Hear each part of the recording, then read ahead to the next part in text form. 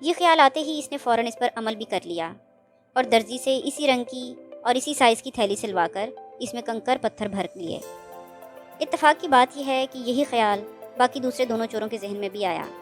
اس طرح تینوں چوروں نے اپنے اپنے ذہن میں آئے ہوئے خیال کے مطابق اسی رنگ اور سائز کی تھیلیاں سلوا کر اس میں کنکر پتھر بھر لیے اور پھر خاموشی سے رات کو سرائے میں واپس پہنچے اور کچھ دیر ادھر ادھر کی باتیں کرنے کے بعد سونے کی ایکٹنگ کرتے ہوئے آنکھیں بند کر کے بستر پر لیٹ گئے۔ بظاہر تو وہ سو رہے تھے، مگر اپنی اپنی جگہ تینوں موقع کا انتظار کر رہے تھے۔ ادھر جب چور بڑھیا کو تھیلی دے کر گھومنے لگے تھے تو بڑھیا سوچ میں پڑ گئی۔ وہ بڑی ذہین اور تجربے کار تھی۔ چوروں کی باتوں سے اسے اندازہ ہو گیا تھا کہ تھیلی میں کوئی قیمتی سامان ہے اور انہیں ایک دوسرے پر اعتماد بھی نہیں۔ ان کی نیتوں میں کھوٹ ہے۔ تینوں الگ الگ تھیلی کو اکیلے ہی ہضم کرنا چاہتے ہیں۔ اب بڑھیا اپنا منصوبہ بنانے لگی۔ اس نے بھی چوروں کے سرائے میں غیر موجودگی کا فائدہ اٹھاتے ہوئے اصل تھیلی کے مطابق ایک اور ویسی ہی تھیلی میں کنکر اور پتھر بھر کر اپنے سرہانے رکھ لی۔ اسے احساس تھا کہ چور رات کے کسی بھی وقت اس کی تھیلی پر ہاتھ صاف کرنے کی یقیناً کوشش کریں گے۔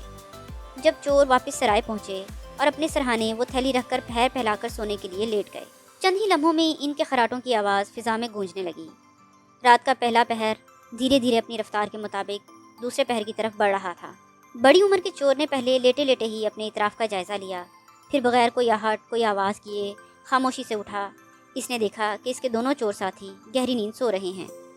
وہ بڑھیا کے کمرے میں داخل ہوا۔ بڑھیا بھی بے خبر سو رہی تھی اور وہ زیورات کی تھیلی اس کے سرہانے رکھی تھی۔ اس چور نے کنکر پتھر بھری تھیلی وہاں رکھی اور بڑھیا کے سرہانے رکھی تھیلی ہاتھ میں اٹھا کر کمرے سے باہر نکل آیا اور سرائے کے پیچھے کے میدان میں گڑھا کھود کر اسے دبا دیا کہ موقع ملنے پر آ کر نکال لوں گا، پھر اپنے بستر پر لیٹ کر آرام سے سو گیا۔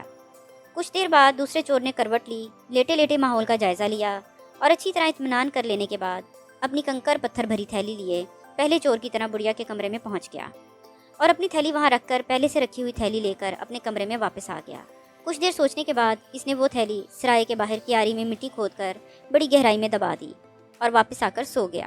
اب رات کا دوسرا پہر تیسرے پہر کی طرف تیزی سے بڑھ رہا تھا۔ تیسرے چور نے انگڑائی لیے ہوئے احتیاط سے ادھر ادھر دیکھا۔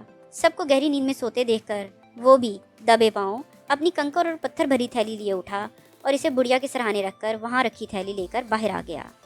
اس نے تھیلی چھپانے کے لیے پہلے ہی جگہ منتخب کر لی تھی، چنانچہ اس نے وہ تھیلی وہیں چھپا دی اور پھر وہ آرام سے پیر پھیلا کر سو گیا۔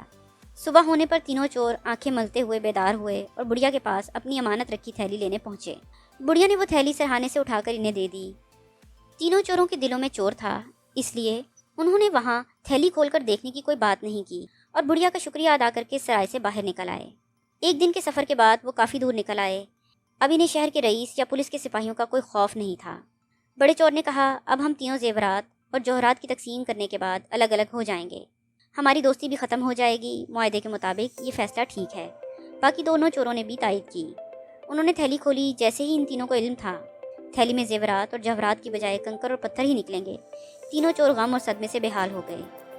اتنی محنت اور اتنی دوڑ دھوپ کے بعد بھی انہیں کنکر اور پتھر ہی ملے۔ ضرور یہ اس بڑھیا کی حرکت ہے، مگر ہم کر بھی کیا سکتے ہیں، اس کے پاس واپس جانے میں خطرہ ہے۔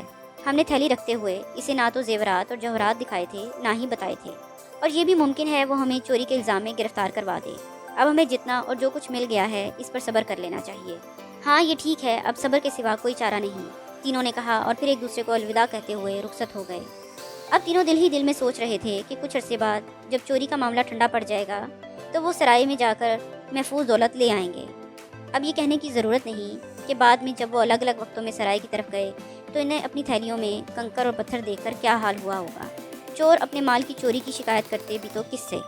ہاں، بڑھیا کے باقی دن پھر آرام سے گزرنے لگے تھے۔